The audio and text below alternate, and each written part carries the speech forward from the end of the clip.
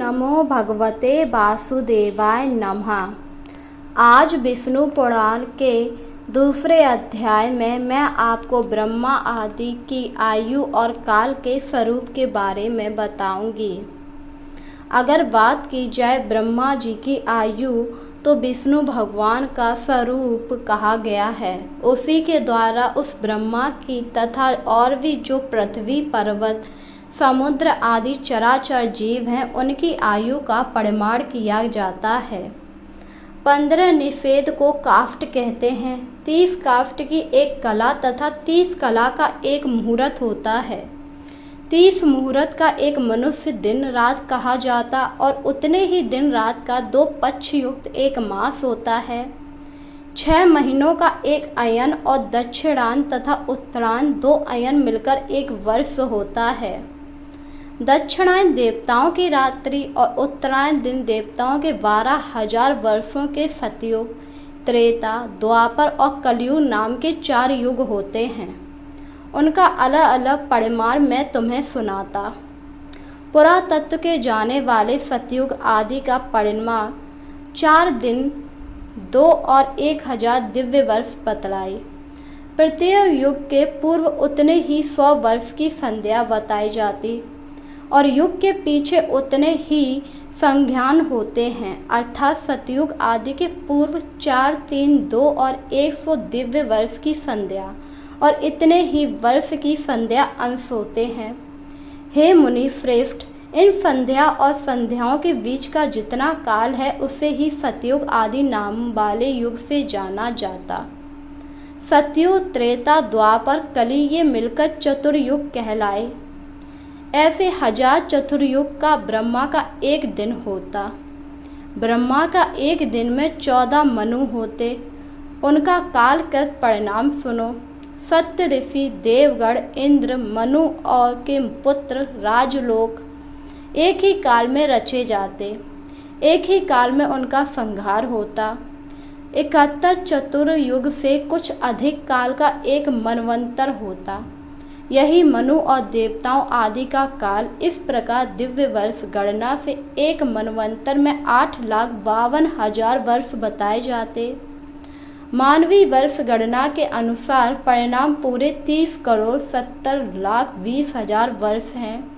इससे अधिक नहीं। एक काल का 14 गुना ब्रह्मा का दिन। इससे अनंत नैमित्त नाम वाला ब्रह्म प्रलय होता है। उस समय भूतलोक, भूवलोक, स्वर्गलोक तीनों जलने लगते। महलों में रहने वाले सिद्धगण अति संपन्न होकर जलने को चले जाते। इस प्रकार त्रिलोक की जलमय हो जाने पर जनलोकवासी युगों पर ध्यान किया जाता नारायण रूपर कमल योनि ब्रह्मा जी। तब वह वहाँ विष्णु भगवान के पास जाते। इस प्रकार पक्ष, मास आदि गणना से ब्रह्मा का 1 वर्ष और फिर 100 वर्ष होते। ब्रह्मा 100 वर्ष उतने ही ब्रह्म के परम आयु है। हे अंत में पाद नाम से विख्यात महाकल्प हुआ। हे द्विज, इस वर्तमान उनके द्वारा प्रकांत यह बरहा नाम पहला कल्प कहा गया। कल्प के आदि में नारायण ब्रह्मा जी ने जिस प्रकार समस्त भूतों की रचना की, अब वह मैं आपसे वर्णन करता हूँ। हे स्वामी, प्रजापति के नारायण स्वरूप ब्रह्मा ने जिस प्रकार प्रजा की सृष्टि की रचना की वह मुझसे सुनो। पिछले कल्प का अंत होने में रात्रि पर सोकर उठे ब्रह्मा जी ने जब देखा तो चारों तरफ जल पृथ्वी में डूब चुकी थी। यह सब देखकर ब्रह्मा काफ़ी ज़्यादा परेशान हुए क्योंकि चारों तरफ जल ही जल था। तब वह नारायण की शरण में गए और इसीलिए नारायण जल में रहते हैं। संपूर्ण जगत जल में हो रहा। इसीलिए ब्रह्मा जी पृथ्वी को जल के भीतर जानकर बाहर निकालने की इच्छा से विष्णु भगवान के पास गए। उन्होंने पूर्व कल्पों के आदि में जैसे मत्स्य, कुरुम आदि रूप धारण किए वैसे ही इस रूप में वराह कल्प के आरंभ में वेद यज्ञ वराह शरीर ग्रहण किया और संपूर्ण जगत की स्थिति में तत्पर हो सके। इसके बाद उन्होंने पृथ्वी को अपनी सींगों पर उठाकर वापिस से ऊपर ले आए। इस प्रकार विष्णु भगवान ने वराह रूप धारण किया था। वहीं पाताल लोक में आता देव वसुंधरा यानी कि पृथ्वी काफ़ी ज़्यादा दुखी हुई और पृथ्वी विष्णु भगवान से बोली, हे विष्णु भगवान, हे शंख चक्र गदा पद्म धारण करने वाले कमल नयन भगवान, आपको मेरा नमस्कार। आज आप इस पाताल लोक में मेरा उद्धार कीजिए। पूर्व काल में आप ही से मैं उत्पन्न हुई, पहले आप ही मेरा उद्धार कीजिए। हे प्रभु, मेरे तथा आकाश आदि सब भूतों के आप ही उत्पादन है, इसीलिए आपको मेरा नमस्कार, बारंबार नमस्कार। मैं चाहती हूँ आप मुझे उद्धारिए। हे प्रभु, जो परम तत्व है उसे तो कोई नहीं जानता, अतः आप जो रूप अवतारों में प्रकट होता उसी की देवगण पूजा करते। आप परम ब्रह्म ही आराधना करने के मुमुक्षु मुक्त होते। भला वासुदेव की आराधना किए बिना कौन मोक्ष को प्राप्त कर सकता। मन से जो कुछ गहरा संकल्प लिया जाता, इंद्रियों से जो कुछ विषय करने योग्य है, बुद्धि द्वारा जो कुछ विचरणीय है, वह सब आप ही हैं। हे प्रभु, मैं आपकी शरण में आई हूँ, अब आप ही मुझे उद्धारिए। इसीलिए लोक में मुझे माधवी भी कहते हैं। हे संपूर्ण जगत के स्वामी, आपकी जय हो, आपकी जय हो, आपकी जय हो। अब आप ही मुझे बचा सकते हैं, क्योंकि अगर आपने मुझे नहीं बचाया तो मैं जगमग्न हो जाऊंगी। अब आप ही मुझे बाहर निकालिए। पृथ्वी के इस प्रकार स्तुति किए जाने पर जब उनकी ध्वनि चारों तरफ गूंजी, तब विष्णु भगवान ने अपने नेत्र खोले और फिर उन्होंने वराह रूप धारण किया। वराह रूप धारण करने के बाद वह पृथ्वी को अपने सिंह पर उठाकर पाताल से ऊपर ले आए। पाताल से ऊपर लाने पर यानी कि जल से बड़ा शब्द हुआ करता, उसे ही हम पाताल कहते हैं। पाताल से ऊपर आते ही पृथ्वी बहुत ज़्यादा खुश हुई। महावरा जिस समय अपने वेद में शरीर को कांपते हुए पृथ्वी को लेकर बाहर निकले, उस समय उनकी रोमावली में स्थिति मुनिजन स्तुति करने लगे। वह उनकी बारंबार स्तुति कर रहे थे, क्योंकि वह सृष्टि को बचा रहे थे। जनलोक में रहने वाले सनक आदि योगीश्वर प्रसन्नचित्त होकर उनका सिर झुका रहे थे, बारंबार उनकी स्तुति कर रहे थे। हे ब्रह्मा आदि ईश्वरों के परम ईश्वर केशव, हे शंख गदाधर, हे खड़ग चक्रधारी प्रभु, आपकी जय हो। आप ही संसार की उत्पत्ति स्थिति नाश के कारण आप ही ईश्वर, जिसे परम पद कहते, वह भी आपसे अतिरिक्त और कुछ नहीं है।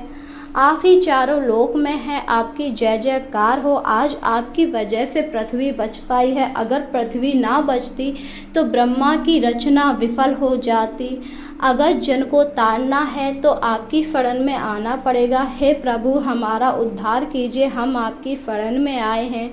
हे प्रभु, आपकी जय जयकार हो। इस प्रकार करके सभी लोग उनकी स्तुति करने लगते हैं। स्तुति किए जाने पर वराह जी ने शीघ्र ही उन्हें जल से ऊपर स्थापित कर दिया। उस जल समूह के ऊपर वह एक बहुत बड़ी नौका के समान स्थित थी और बहुत विस्तृत आकार होने के कारण उसमें डूबी नहीं।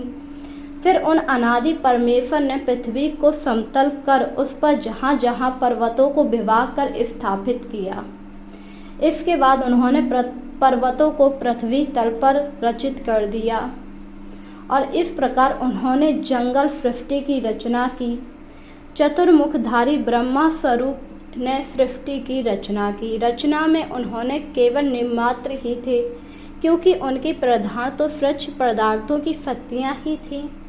वस्तुओं की रचनाओं में निमित्त मात्र को छोड़कर किसी और की बात नहीं की जा सकती, क्योंकि ये सब तो वासुदेव यानी विष्णु भगवान ही कर रहे थे। विष्णु भगवान ने ही ब्रह्मा का रूप धारण करके सृष्टि की रचना की थी। सर्ग के आदि में ब्रह्मा जी ने पृथ्वी आकाश जल आदि में रहने वाले देव ऋषि पितृगण दानव मनुष्य आदि वृक्ष जिस प्रकार रचे, जैसे गुण स्वभाव रूप वाले जगत की रचना की, वह सब आप मुझसे कहिए। यह सब सुनकर परश जी बोले, हे मित्र, भगवान विष्णु ने जिस प्रकार इस संघर्ष की रचना की, वह मैं तुमसे कहता हूँ।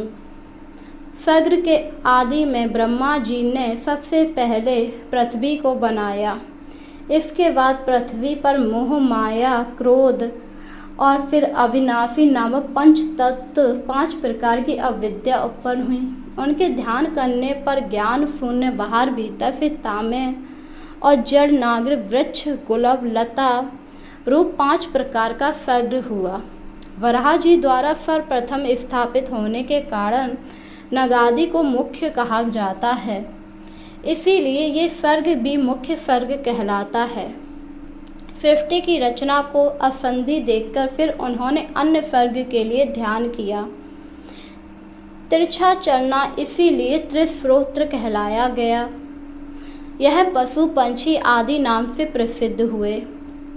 अज्ञानी, विवेक रहित, अनुचित मार्ग का अवलंबन करने वाले, विपरीत ज्ञान को अर्थात ज्ञान मानने वाले, यह सब अहंकारी, अभिमानी, 28 वदों से युक्त, आंतरिक सुख आदि को ही पूर्णता समझने वाले को हम इंसान कहते हैं।